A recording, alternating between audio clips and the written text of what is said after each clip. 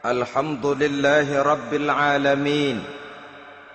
Wassalatu wassalamu ala ashrafil anbiya'i wal mursalin Sayyidina wa maulana Muhammadin wa ala alihi wa ashabihil mujahidin at-tahirin. Amma ba'du. Saudara-saudara kaum muslimin seiman dan sekeyakinan yang berbahagia, pada suatu hari seketika sedang berkumpul dengan para sahabat, Rasulullah pernah memberikan peringatan. Beliau bersabda, "Yushiku an tada'a alaikumul umamu kama tada'al akalatu ala qas'atiha." Pada suatu saat nanti akan datang di tengah-tengah kamu, wahai umat Islam, di mana orang-orang lain di sekeliling kamu akan bersatu mengerubungi kamu seperti bersatunya orang-orang mengerubungi makanan di atas meja hidangan.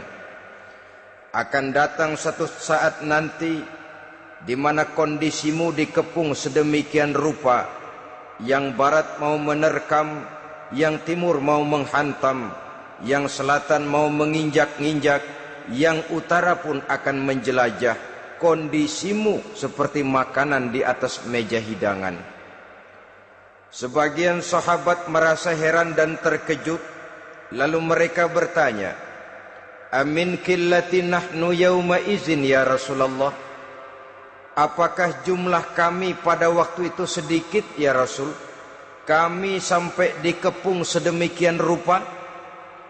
Beliau menjawab, "Bal antum yauma idzin katsir." Sama sekali tidak. Kamu tidak sedikit pada saat itu. Bahkan jumlahmu sangat banyak. Kamu adalah mayoritas. Walakinnakum ghusa'un ka ghusa'is sail. Tetapi keadaanmu saat itu persis seperti buih di lautan. Banyak tetapi centang perenang. Banyak tetapi tidak punya daya dan kekuatan.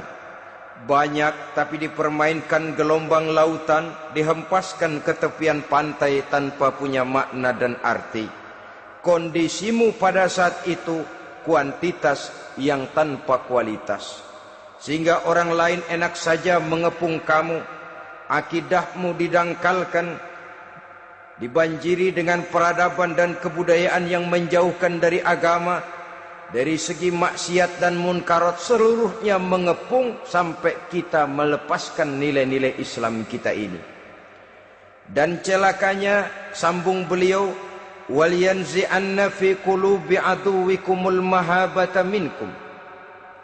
Akan dicabut kehebatanmu di mata musuh-musuhmu, sehingga pada saat seperti itu orang lain memandangmu umat Islam enteng saja, remeh saja, tidak ada apa-apanya.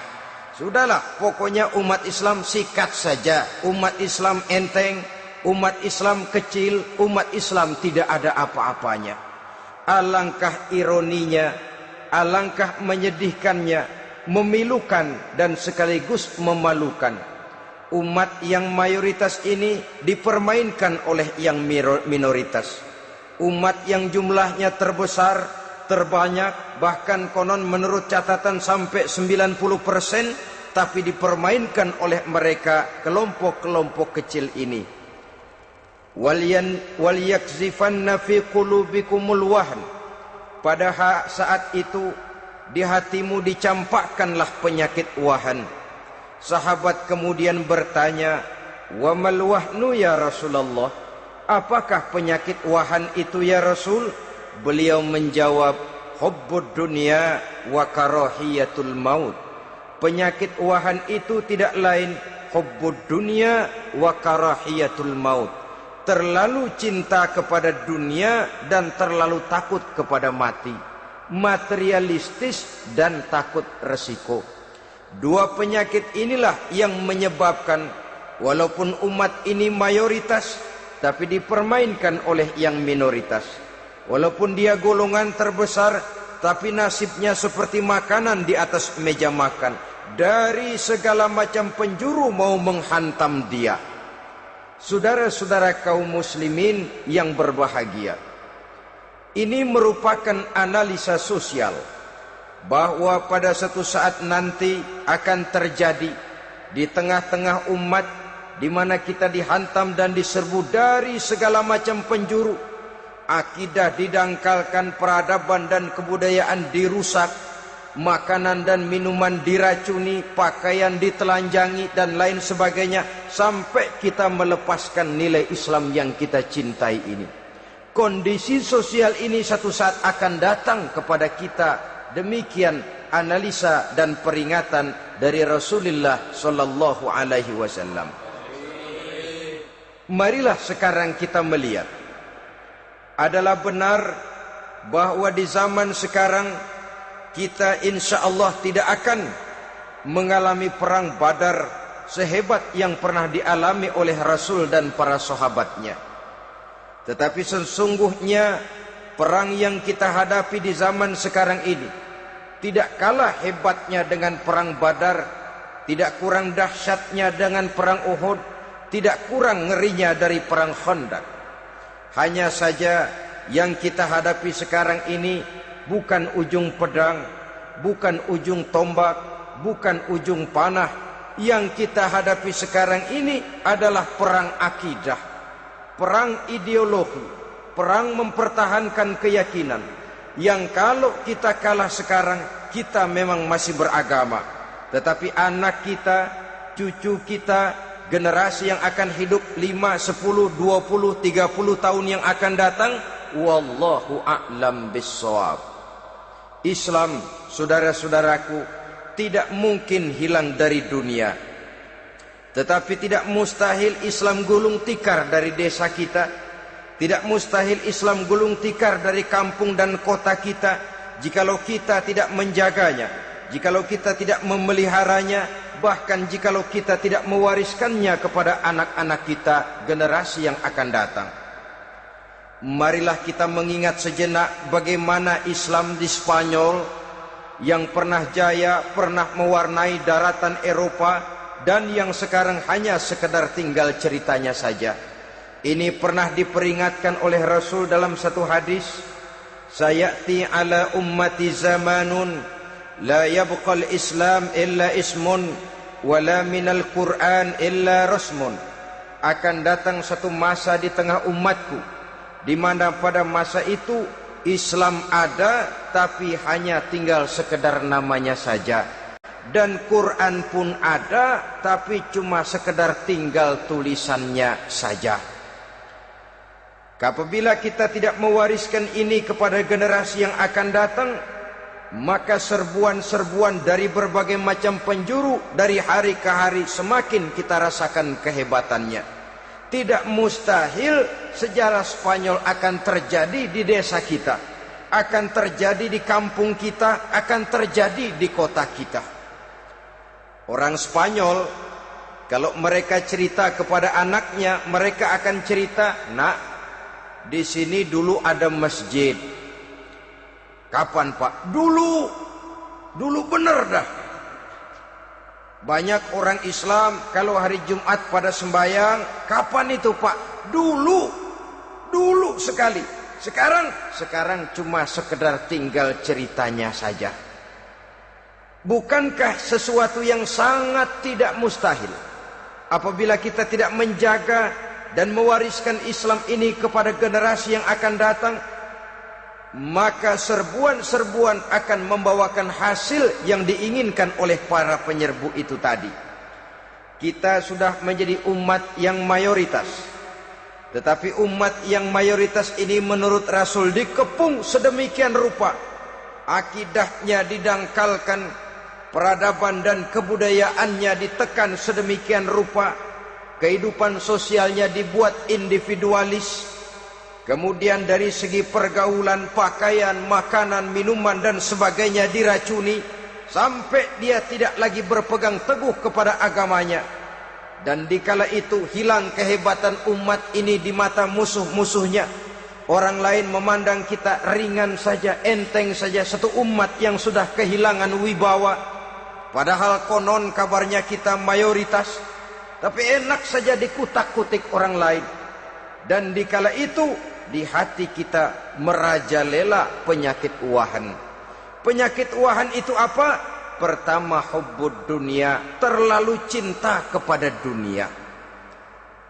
Terlalu cinta kepada dunia yang menyebabkan kita lupa akan tanggung jawab dan kewajiban, lupa meneruskan dan mewariskan Islam kepada generasi yang akan datang.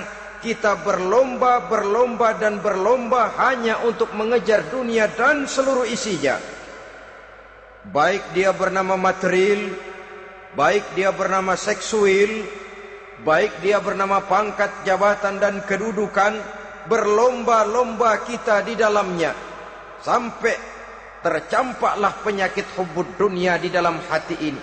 Berurat dan berakar dunia itu, sulit dan berat kita berpisah daripadanya.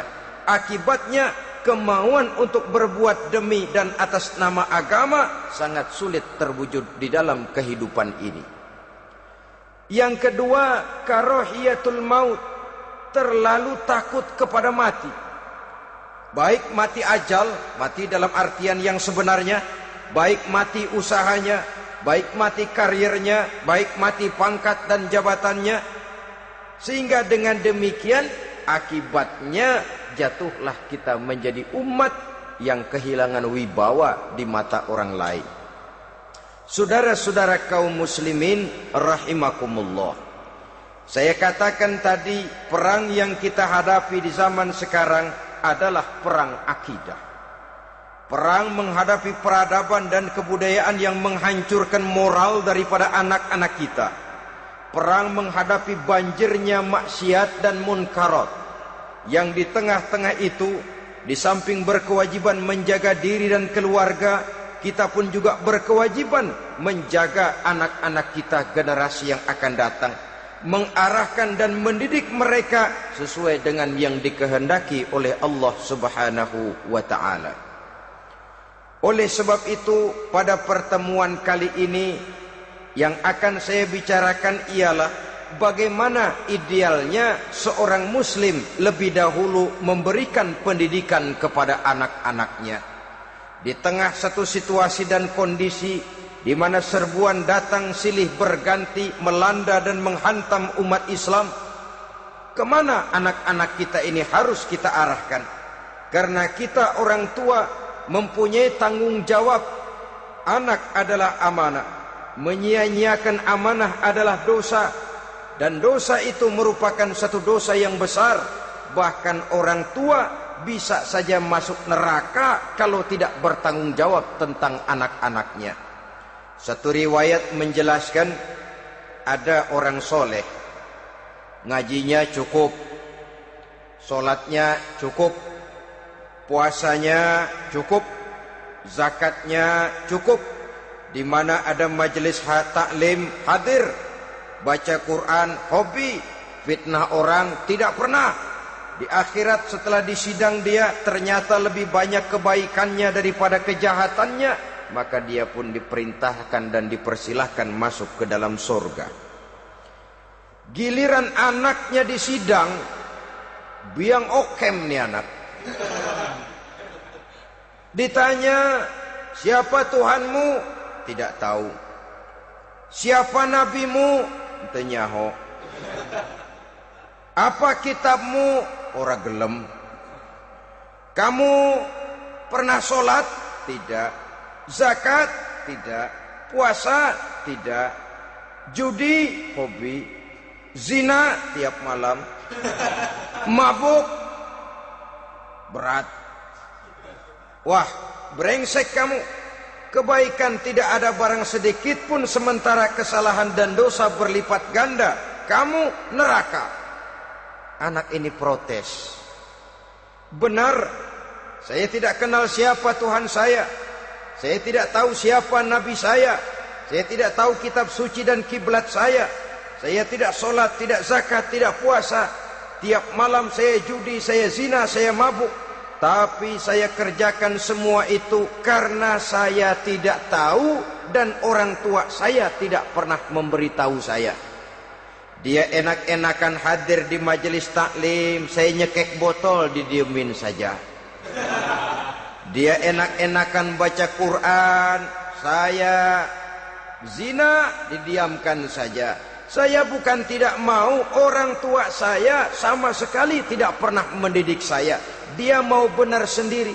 Maka kalau sekarang saya harus masuk ke dalam neraka, saya menuntut agar orang tua saya ikut sama-sama bergabung dengan saya ke dalam neraka. Gara-gara dia tuh saya jadi begini. Orang tuamu yang mana? Tuh, yang barusan mau ke surga. Ini orang tua yang sudah mau berangkat ke surga dipanggil. Sebentar dulu mas. Ini benar anak kamu? Iya pak. Waktu di dunia kamu tidak pernah ajarin dia ngaji? Sampai dia tidak kenal Tuhannya, tidak kenal nabinya, tidak kenal kiblat dan kitab sucinya? Iya pak. Dia tidak sholat, kamu diamkan saja. Dia tidak puasa, tidak zakat, kamu bersikap masa bodoh. Bahkan dia judi, dia zina, dia mabuk, kamu pun berdiam diri saja. Iya pak. Tahukah kamu bahwa anak ini adalah amanah? Menyia-nyiakan amanah artinya khianat, dan khianat adalah dosa yang sangat besar. Kamu tidak bertanggung jawab, maka kamu, anakmu gabung ke dalam neraka. Saudara-saudara kaum muslimin rahimakumullah, itu sebabnya Allah pesan benar-benar, ya ayyuhalladzina amanu qu anfusakum wa ahlikum nara. Hai orang-orang yang beriman, jaga dirimu dan keluargamu, istri, anak, orang-orang yang menjadi tanggung jawab dan kewajiban kita, jaga dan pelihara mereka dari api neraka. Saudara-saudara kaum muslimin, lalu kalau kita orang-orang tua yang hidup di zaman sekarang ini sudah sering beristighfar, mengurut dada, melihat situasi, membaca peta keadaan, konon tantangan yang akan dihadapi oleh anak-anak kita 15, 20, 25 tahun yang akan datang jauh lebih berat dari apa yang kita hadapi sekarang ini. Maka adalah wajar jika kita sebagai orang tua yang cinta kepada agama, cinta kepada anak-anak kita, berpikir untuk mewariskan nilai-nilai yang luhur ini kepada anak-anak kita generasi yang akan datang. Bagaimana pada mulanya kita harus mendidik mereka? Mari kita telusuri apa yang dicontohkan oleh Al-Quranul Karim. Orang-orang tua bijaksana yang diceritakan dalam Al-Quran, kalau sudah berpikir tentang anak-anaknya generasi yang akan datang, pendidikan pertama yang diberikan kepada anaknya ternyata adalah persoalan akidah. Nabi Ibrahim, pertanyaan yang paling merisaukan beliau buat anak cucunya ialah, ma ta'buduna min ba'di. Saudara bisa lihat surah Al-Baqarah ayat 133. Anak-anakku, kalau pada satu saat nanti aku, ayahmu ini sudah tidak ada lagi, meninggalkan kamu semua, meninggalkan kehidupan dunia ini, ma ta'buduna min ba'di, apa yang akan kamu sembah nak kalau ayah sudah tidak ada lagi? Jikalau ayahmu sekarang masih rajin ke masjid, melakukan rukuk dan sujud, i'tikaf dan membaca Quran, kalau satu saat ayahmu meninggalkan dunia ini, masihkah engkau mau ke dalam masjid? Masihkah engkau rukuk dan sujud? Masihkah engkau i'tikaf? Ma ta'buduna min ba'di, apa yang akan kamu sembah kalau aku ayahmu tidak ada lagi nak? Ditanamkan bukan hanya keyakinan bertauhid, sekaligus juga menyembah kepada Allah yang kita yakinkan dengan tauhid itu tadi. Bukankah berbeda dengan kita kebanyakan orang tua sekarang? Kita tidak pernah berpikir ma ta'buduna min ba'di, kalau bapak tidak ada kamu nyembah apa nak? Kita orang tua sekarang pagi-pagi malah berpikir ma ta'kuluna min ba'di, Kalau bapak nggak ada, kamu nanti makan apa, nak? Bukan nyembah apa yang kita pertanyakan, bukan nyembah apa yang kita khawatirkan, makan apa, nak? Maka yang dicari lalu sekolah-sekolah yang bonafit, yang tidak peduli apakah itu merusak imannya, mematikan akidahnya, menghancurkan keyakinannya. Yang penting ada jaminan hari depan bisa dapat lapangan kerja. Akibatnya berduyun-duyun orang-orang tua muslim menyekolahkan anaknya di sekolah-sekolah yang bukan Islam, yang nyata-nyata membahayakan akidahnya, dididik dengan kultur dan budaya yang bertentangan dengan nilai-nilai agamanya. Bukankah ini berarti merelakan anak untuk dikafirkan? Bukankah ini artinya menyerahkan anak untuk ditulis menurut selera para pendidik yang tidak sesuai dengan nilai akidah yang dimilikinya? Mengapa kita tidak berpikir seperti Nabi Ibrahim yang sebelum memberikan pendidikan kecerdasan, sebelum pendidikan matematika, IPS, PSPB dan disiplin ilmu lainnya, yang pertama ditanamkan, ma ta'buduna min ba'di, kalau ayahmu tidak ada, kamu menyembah apa, nak? Menyembah Allah apa nanti malah menyembah harta? Menyembah Allah apa nanti malah mendewa-dewakan pangkat dan jabatan? Menyembah Allah apa malah nanti menyembah alam? Itu yang dikhawatirkan Nabi Ibrahim kepada generasi yang akan datang. Dan itu saudara-saudara yang seharusnya mengkhawatirkan kita kepada anak-anak kita, generasi yang akan datang. Lihatlah serbuan akidah di zaman sekarang ini. Dimanfaatkan kemiskinan kita umat Islam. Diberikan kita tawaran berupa beras, pakaian, obat-obatan, kalau perlu beasiswa, asal bisa melepaskan keislaman kita ini. Bertahap, sedikit demi sedikit, step by step, shibran bi shibrin wa zira'an bi zira'in. Dan harus saya ingatkan, orang di zaman sekarang tidak mungkin menghantam Islam secara frontal. Tidak mungkin menghantam Islam terang-terangan, apalagi mengerahkan satuan militer. Tidak. Orang berhitung bagaimanapun kondisi dan kualitasnya umat Islam, mereka masih punya satu modal penting, fanatisme agama. Kalau ini disulut, api jihad segera berkobar, dan hanya maut yang bisa menghentikan orang yang dibakar dengan semangat jihad. Orang tahu itu. Betapa Uni Soviet kedodoran menghadapi mujahidin Afghanistan yang disulut oleh semangat jihad yang berkobar dengan persenjataan yang primitif ketimbang persenjataan Uni Soviet. Entah mereka pantang surut mundur ke belakang. Jadi jangan mimpi bahwa orang mau menghantam Islam ini dengan melarang pengajian, meruntuhkan masjid, menyegel pondok pesantren. Tidak. Melarang orang sholat. Tidak. Kalau perlu masjid diperbanyak, musola diperbesar. Tapi bikin itu masjid seperti museum. Besar, megah, mercusuar, tapi bikin seperti museum. Tempat orang kagum, tempat orang memuji, tapi sunyi dari nilai-nilai ibadah. Saudara-saudara kaum muslimin, untuk sampai kepada penghantaman akidah, jalan yang paling mudah dirintis sekarang ini secara bertahap dan sistematis, memisahkan umat Islam dari Islamnya. Biarkan mereka bernama muslim. Biarkan di atas kartu penduduknya tertulis agama Islam.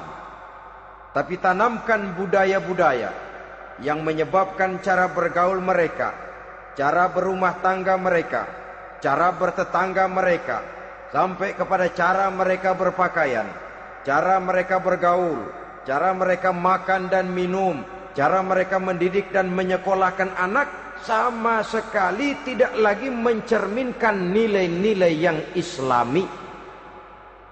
Itu sudah satu usaha yang paling praktis, memisahkan umat Islam dengan Islamnya. Kalau sadarlah kita ke arah ini usaha orang di zaman sekarang, maka yang harus pertama kita tanamkan kepada anak-anak kita, didik mereka dengan jiwa tauhid yang mengkristal di dalam batinnya, meresap sampai ke tulang sumsumnya, yang tidak akan sampai pun nyawa berpisah dari badannya, akidah itu tidak akan berpisah dari hatinya. Bahkan dia sanggup dengan tegar berkata, lebih baik saya melarat karena mempertahankan iman daripada hidup mewah dengan menjual akidah. Satu khittah, satu garis kehidupan yang perlu kita wariskan kepada anak-anak kita, generasi yang akan datang. Dahulu ada satu tradisi, saudara-saudara. Kalau anak gadis kita dilamar orang, orang lalu bertanya, anakmu mau ngelamar gadis saya, apa sudah khatam Quran berapa kali? Apa sudah bisa baca kitab macam-macam dan lain sebagainya?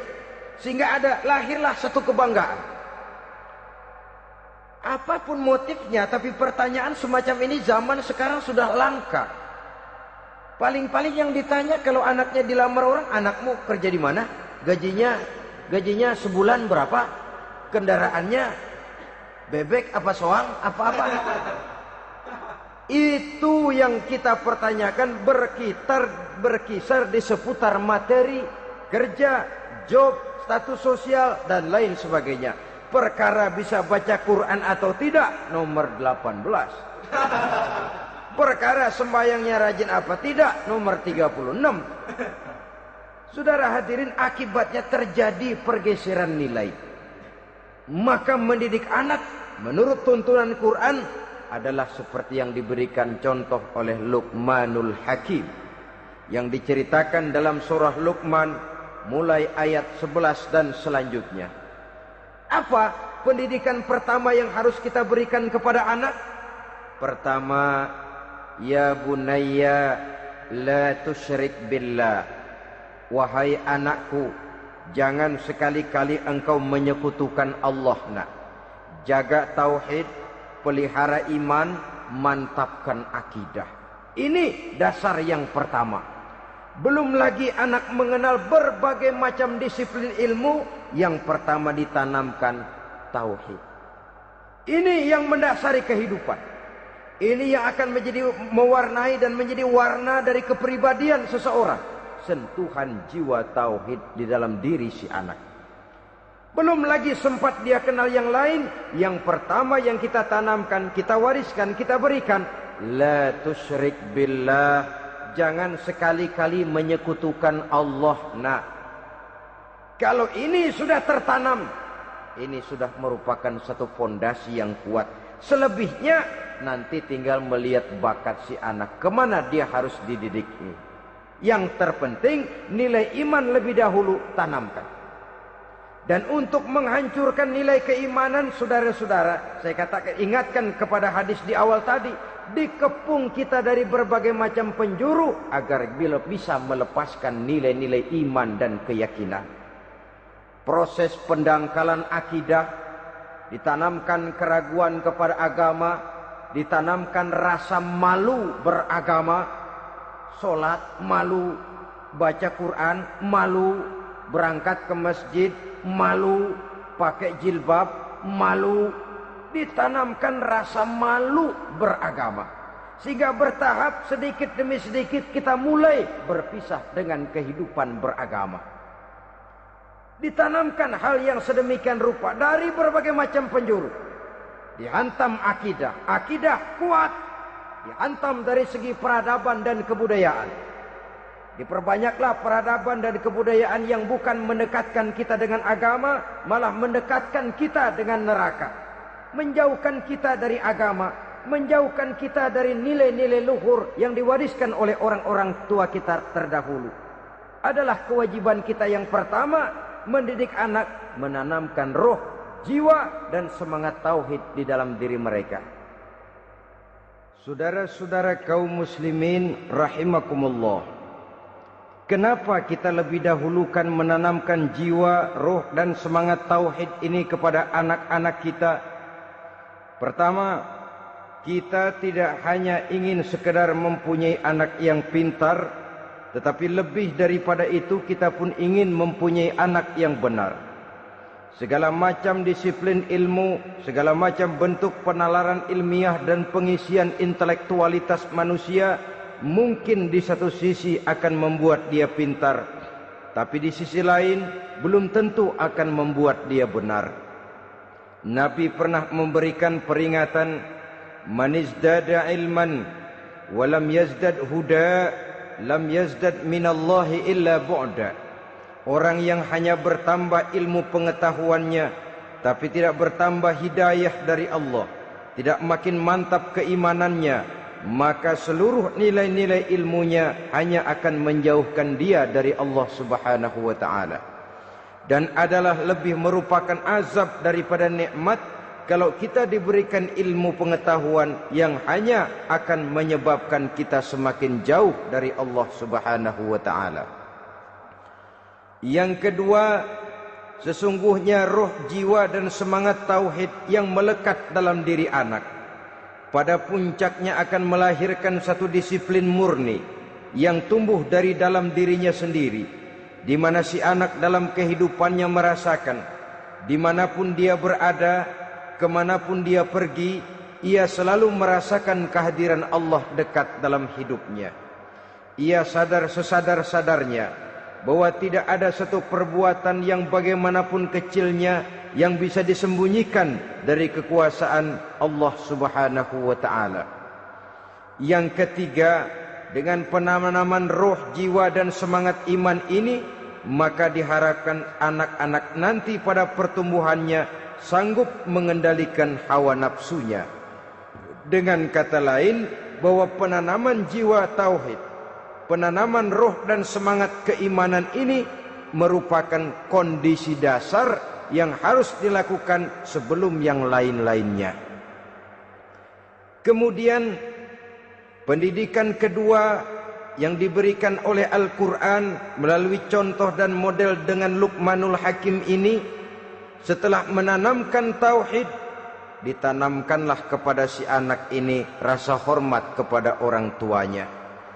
Wa wassaynal insana biwalidayhi, dan kami wasiatkan kepada manusia untuk berbakti kepada ibu bapaknya. Hamalathu ummuhu wahnan ala wahnin, karena ibunya telah mengandungnya dengan kepayahan di atas kepayahan. Maksudnya dengan kepayahan dan kelelahan yang berlipat ganda. Sehingga ketika Rasul ditanyakan orang, "Ya Rasul, siapa yang paling harus saya taati di dunia ini?" Beliau menjawab, "Ibumu." Kemudian, "Siapa lagi ya Rasul?" "Ibumu." Setelah itu, "Siapa lagi ya Rasul?" "Ibumu."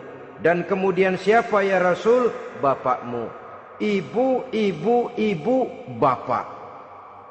Bahkan al-jannatu tahta aqdamil ummahat, surga berada di bawah telapak kaki ibu.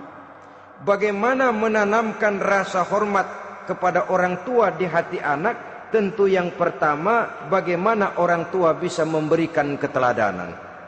Marilah kita sebagai orang-orang tua ini menyadari bahwa sebelum anak kenal sekolah dasar, sebelum anak kenal TK, ibtidaiyah, sanawiyah sampai kepada perguruan tingginya, yang pertama dia kenal adalah lingkungan rumah tangganya, gurunya adalah ibu bapaknya. Di sini berlakulah apa yang dinamakan keteladanan. Keteladanan jauh lebih berhasil daripada sekedar teori-teori yang muluk. Keteladanan jauh lebih berhasil daripada berbagai macam indoktrinasi dan penataran. Kurangnya keteladanan akan menyebabkan anak mencari pola. Apabila kita orang tua ini tidak bisa memberikan keteladanan yang baik kepada anak-anak kita, maka pada suatu saat anak-anak akan menganggap enteng dan kehilangan wibawa kita sebagai orang tua di mata mereka. Dikala itu akan sangat sulit kita membentuk kepribadian mereka. Bukankah di zaman sekarang ini kita banyak mengalami krisis wibawa, krisis figur? Ada yang karena rapotnya merah melulu, gurunya dikeroyokin. Pak guru pulang sekolah dicegat. Bahkan nyaris ada orang tua pernah dibunuh oleh anaknya sendiri. Dan lain sebagainya, kasus-kasus yang sebenarnya tidak perlu terjadi. Karena memang bukan saja bertentangan dengan nilai budaya kita sebagai bangsa, tapi juga bertentangan dengan ajaran agama kita sendiri. Krisis wibawa, krisis figur, yang juga akibatnya harus kita sadari banyak faktor yang membentuk kepribadian anak. Pergaulannya, yang dibacanya, yang ditontonnya, yang disaksikannya di dalam kehidupan. Benar kita menyekolahkan mereka, tapi berapa jam mereka di sekolah? 6 jam, 7 jam paling lama. Sedangkan mereka hidup satu hari satu malam 24 jam. Kalau cuma 7 jam di sekolah, ini berarti lebih banyak dia di luar sekolah. Dan di luar sekolah itu artinya ya rumah tangganya, ya temannya, ya lingkungan di mana dia tinggal, yang seluruhnya sangat besar pengaruhnya dalam ikut membentuk kepribadian anak-anak kita. Saya katakan tadi, di samping kita menghadapi perang akidah, kita pun berhadapan di dalam perang menghadapi peradaban dan kebudayaan yang bukan saja menjauhkan kita dari agama, tetapi sanggup menghancurkan moral daripada anak-anak kita. Secara pribadi, saudara-saudara, saya iri, saya kagum misalnya dengan kemajuan yang diperoleh oleh negara tetangga kita, Jepang misalnya. Padahal tahun 45 ia pun hancur lebur oleh meledaknya atom di Hiroshima dan Nagasaki. Tapi bagai satu tenaga raksasa kemudian Jepang bangkit menjadi satu negara superpower di Asia. Bahkan gurunya saja Amerika sekarang ini kewalahan menghadapi perang dagang dengan Jepang ini. Dan yang menarik, Jepang bisa maju dan modern dengan tetap menjadi Jepang, tanpa harus kehilangan identitasnya sebagai satu bangsa, tanpa harus kehilangan kepribadiannya sebagai satu bangsa. Sebagai negara yang sedang berkembang, kita sering latah. Kita ingin meniru Barat, tapi bukan teknologinya, westernisasinya yang kita tiru. Bukan isinya, kulitnya yang kita ambil. Akibatnya apa? Modernnya belum, orangnya sudah Barat. Bergaulnya sudah cara Barat, berumah tangganya sudah cara Barat, berpakaiannya sudah cara Barat, mendidik anaknya sudah cara Barat. Di mana ketemu orang tua cukup hello daddy. Kulitnya kita ambil, sementara isinya kita campakkan. Ironi dan menyedihkan. Padahal kita sesungguhnya bisa maju dan modern, bisa mengejar segala ketinggalan dan keterbelakangan kita, dengan tetap menjaga nilai-nilai luhur budaya kita sebagai satu bangsa, mengambil isinya, dan kalau memang tidak perlu, lalu mencampakkan kulitnya. Pengaruh peradaban dan kebudayaan yang menghancurkan moral daripada anak-anak kita, oleh pesatnya arus teknologi, oleh pesatnya arus komunikasi, di mana hal-hal yang terjadi di belahan dunia lain dapat kita saksikan hari ini juga melalui layar televisi. Yang terjadi di Amerika, di Eropa, di Afrika, di ujung dunia yang paling ujung sekalipun. Di ujung dunia yang paling ujung, hari ini kejadian, hari ini sudah bisa kita saksikan. Pesatnya arus komunikasi, kalau jatuh ke tangan anak-anak kita yang belum mempunyai filter, daya saring positif, akan dicerna oleh mereka tanpa memilah dan memilih. Akibatnya orang kampung bilang kelolodan. Makan nggak dikunyah lagi, tentu saja akhirnya kelolodan. Dan kalau sudah kelolodan, menyusahkan kita seluruhnya. Oleh karena itu budaya menghormati orang tua perlu dijaga, perlu dipelihara dan diwariskan kepada anak-anak kita. tali silaturahmi sehingga ada respeknya kepada orang tuanya. Jangan bapaknya dianggap CS, ibunya dianggap CS, kakeknya dianggap CS. Hilang rasa respek, hilang rasa menghormati. Sementara orang tua sendiri tidak bisa memberikan keteladanan, kurang mendapat perhatian dan lain sebagainya. Apalagi kalau baik ibu maupun bapak adalah orang-orang karier yang setiap hari sibuk menghadapi tugas masing-masing. Bapak sibuk rapat, pindah kantor sana kantor sini, ibu sibuk arisan, besarlah anak-anak di tangan pembantu dan lain sebagainya, sehingga dia merasa kurang mendapat perhatian, dan ini akan ikut membentuk warna dari kepribadian yang dimilikinya. Sampai kepada pelosok-pelosok desa, jaringan televisi memang menguntungkan.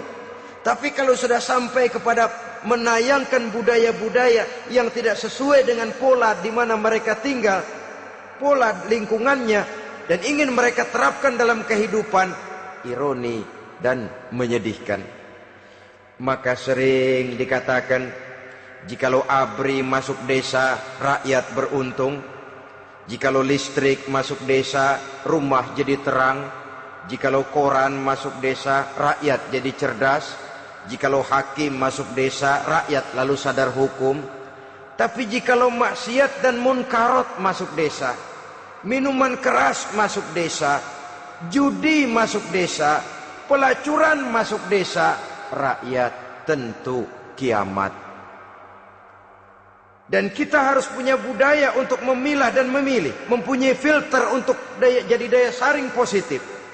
Oleh karena itu, saudara-saudara, tahap kedua setelah menanamkan jiwa tauhid kepada anak, tanamkan rasa hormat kepada orang tuanya. Orang tua itu ibu bapaknya, orang tua itu guru-gurunya yang mengajarkan dia, atau yang dianggap tua yang lebih senior dari dia. Karena tidak ada satu peradaban yang berdiri sendiri. Bagaimanapun maju dan modernnya kita sekarang, tentu merupakan mata rantai yang berkaitan dari generasi terdahulu. Ini yang kedua. Setelah tauhid, berbakti kepada ibu dan bapak. Tidak ada satu kebahagiaan yang bisa ditegakkan di dunia ini tanpa doa, tanpa restu daripada ibu dan bapak. Ini keramat hidup.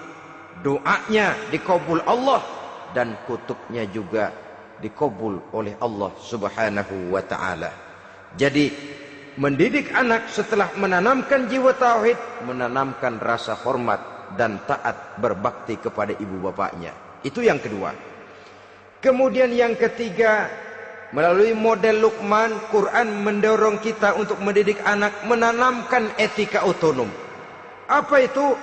Ya bunayya, innaha in takum mithqala habbatin min khardalin fatakun fi sakhratin aw fis samawati aw fil ardi ya'ti bihallah.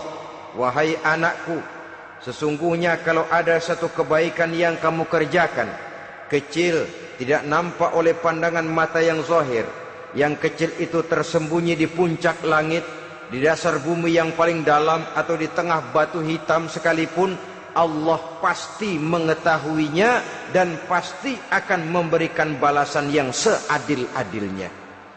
Pendidikan apa ini? Pendidikan moral, menanamkan etika otonom. Nah, kau berbuat baik jangan karena dilihat orang. Kau tidak mau melakukan kejahatan jangan cuma karena ada polisi. Kalau ada polisi kau tidak mau jahat, kucing juga begitu. Coba lihat kucing, taruh ikan asin di piring kaleng, tongkrongin. Aduh, kucing kalem, sopan, tenang. Sedikit kita lengah, habis ikan digarap. Tapi ditanamkan satu kesadaran, kemanapun kau pergi, apapun yang kau kerjakan, tersembunyi di tengah batu, di dasar bumi, di puncak langit, Allah pasti tahu.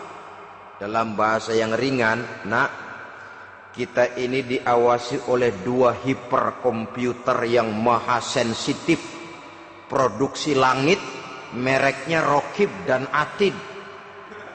Itu komputer yang sangat peka dan sensitif.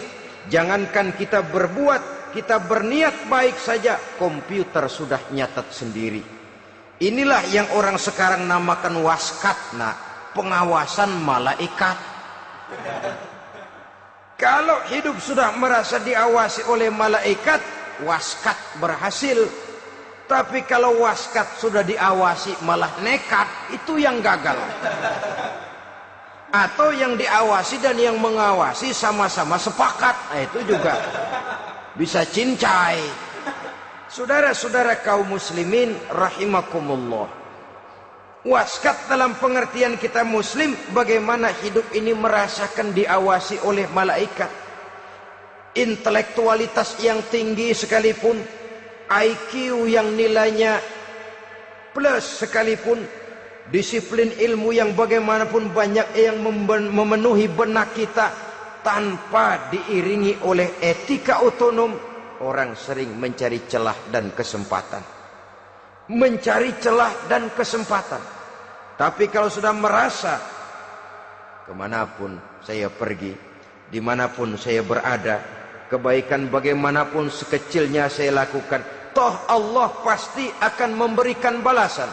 In khairan fa khairun, wa in syarran fa syarrun. Jikalau baik, baik balasan yang kita terima. Jikalau jahat, jahat kejahatan yang kita terima. Kalau sudah ke arah ini kita berpikir, maka sesungguhnya kalau kita berbuat baik kepada orang lain, hakikatnya kita sudah berbuat baik kepada diri kita sendiri. Lalu tidak ada merasa rugi berbuat baik kepada orang. Karena manakala dia melakukan kebaikan kepada orang lain, artinya dia sudah berbuat baik untuk dirinya sendiri. Jadi setelah tauhid, kemudian berbakti kepada ibu bapak, yang ketiga baru pendidikan tentang akhlak, tentang moral. Pola ini yang sering terlupakan oleh kita, bahwa bagi kita itu pendidikan tidak lain upaya mencerdaskan otak anak. Jangan sampai sebab ini kelihatannya pembangunan makin maju, persaingan hidup makin tajam, tensi ekonomi semakin tinggi, sementara jumlah tenaga kerja dengan lapangan kerja yang tersedia jauh dari mencukupi. Jikalau tidak membekali anak dengan pendidikan yang menunjang lapangan pekerjaan, orang tua khawatir, takut sekali anaknya jadi gelandangan. Dikhawatirkannya kehidupan dunia ini, sementara dia lupa kalau anaknya bisa jadi gelandangan di akhirat. Padahal selama-lamanya gelandangan di dunia paling seumur manusia itu 60 tahun, 70 tahun lah umur orang sekarang. 70 itu sudah luar biasa itu. Tapi kalau harus menggelandang di akhirat, menjadi gelandangan di akhirat, alangkah menyedihkannya.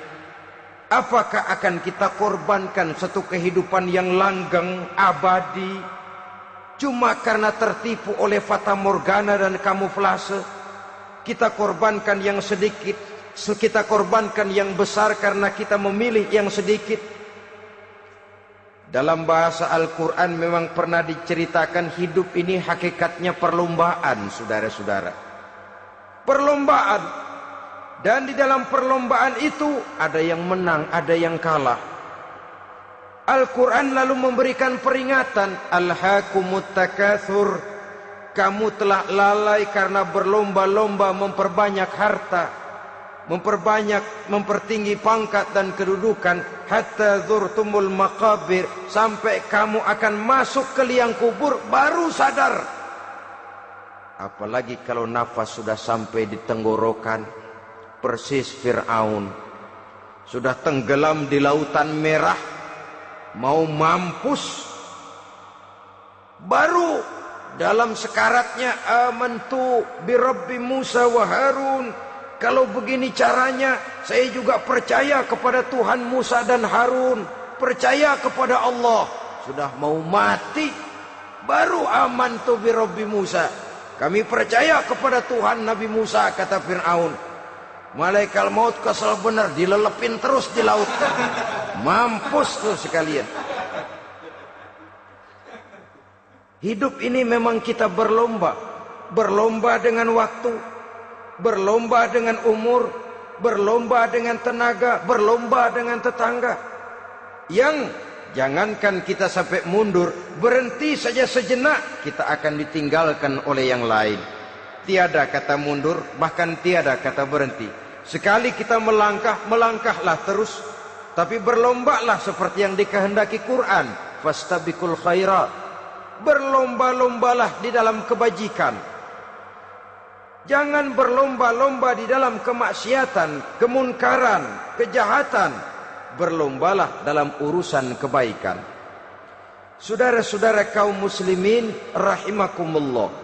Tauhid, berbakti kepada ibu bapa, kemudian pendidikan tentang moral.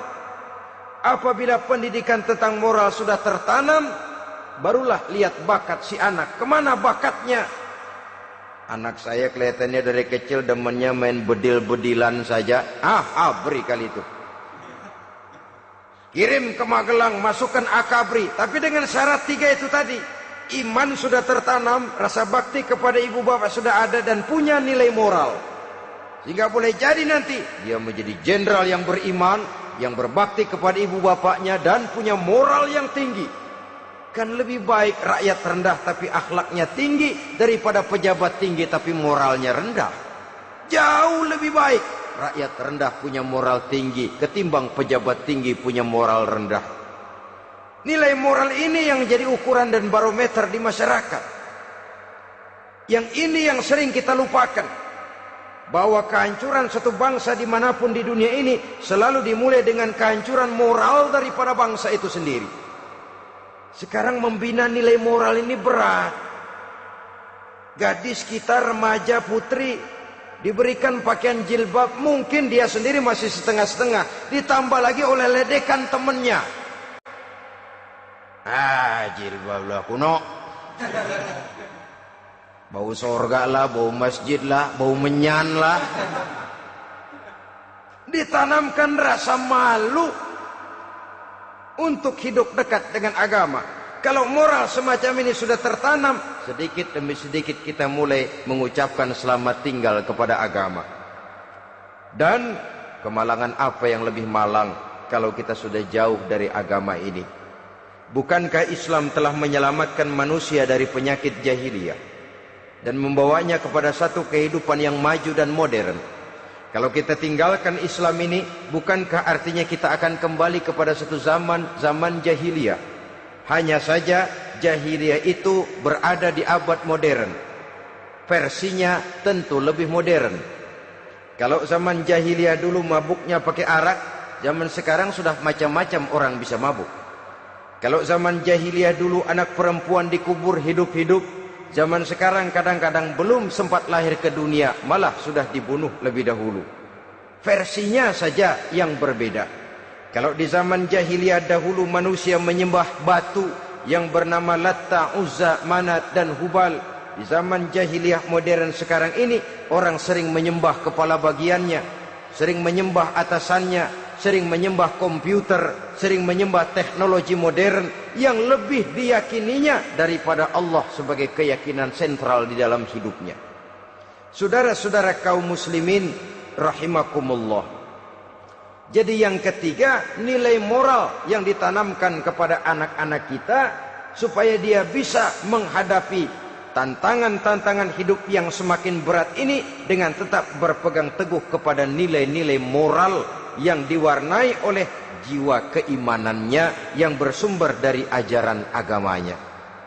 3. Kemudian yang keempat, barulah tatanan kehidupan sehari-hari. Apa kata Luqman? Ya bunayya aqimis shalah. Setelah bertauhid, berbakti kepada ibu bapa, punya nilai moral. Ya bunayya aqimis shalah, nak dirikan solat. Rumah tangga muslim. Anak berumur 7 tahun sudah berani meninggalkan solat. Kata Nabi, pukul. Bukan untuk menyakiti, untuk mendidik. Karena sayang kepada anak. Saudara-saudara, kita khawatir betul kepada anak. Kalau dia pulang dari sekolah, Buru-buru kita sebagai orang tua bertanya, sudah makan nak? Sudah istirahat nak? Tapi jarang kita sebagai orang tua melontarkan, sudah sholat nak? Bahkan kita bisa memberikan sugesti kepada anak.